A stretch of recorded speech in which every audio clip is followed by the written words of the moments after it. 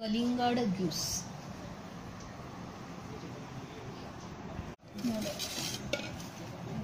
कलिंगड ज्यूस।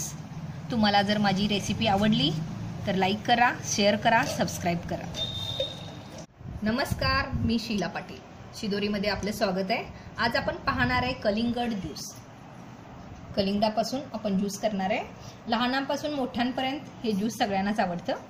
त्यासाठी लागणारं साहित्य आहे बर्फाचे क्यूब, सैंधव आणि मीठ। आपल्या चवीनुसार कमी जास्त करायचं आहे। मी इथं अर्धा चमचा सैंधव मीठ आणि अर्धा चमचा मीठ घेतलेलं आहे। साखर सुद्धा आपल्या चवीनुसार कमी जास्त करायचं आहे। कधी कधी कलिंगड गोड असतात तिथं साखर कमी वापरायचं, आणि कधी कधी खूपच गोडपणा कमी असतो तिथं साखर आपण वाढवू शकतो। पुदिन्याची पानं सर्विंगसाठी आणि मिरपूड। एवढ्या कमी साहित्यामध्ये आपण मस्त असा कलिंगडाचा ज्यूस करायचा आहे। आणि त्यामध्ये आपण कलिंगडाचे गोल गोल बॉल काढून घालायचे आहेत।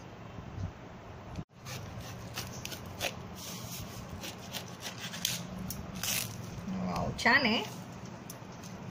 असे गोल गोल बॉल काढायचे, मस्त।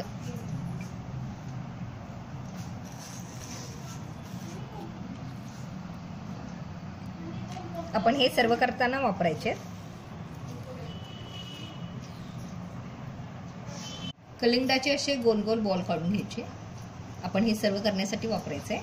आणि राहिलेल्या कलिंगडाचे अशा फोडी करून त्याचे ज्यूस करून घ्यायचे आहे। त्यामुळे पूर्ण कलिंगडाचा वापर होतो। मिक्सरच्या जारमध्ये आपण ह्या कलिंगडाच्या फोडी घालायचं, मीठ सैंधव घालायचं आणि साखर पण घालायचं।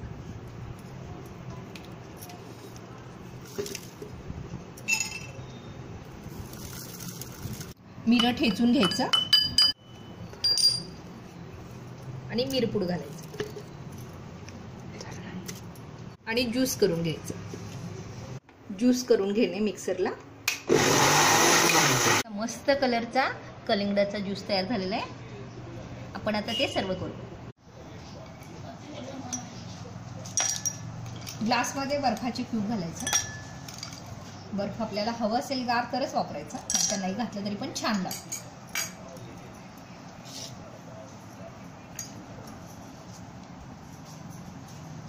त्यामध्ये हे तयार झालेले कलिंगडाचे बॉल घालायचे।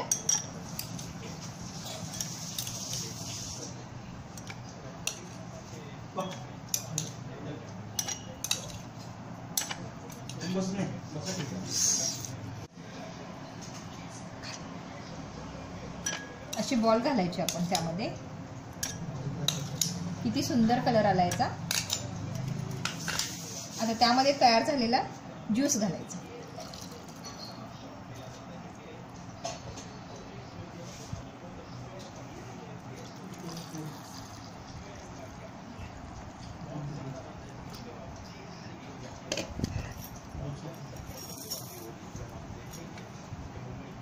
ज्यूसवरती पुदिन्याची पानं ठेवायची आणि आपण कलिंगड ज्यूस सर्व करायचा।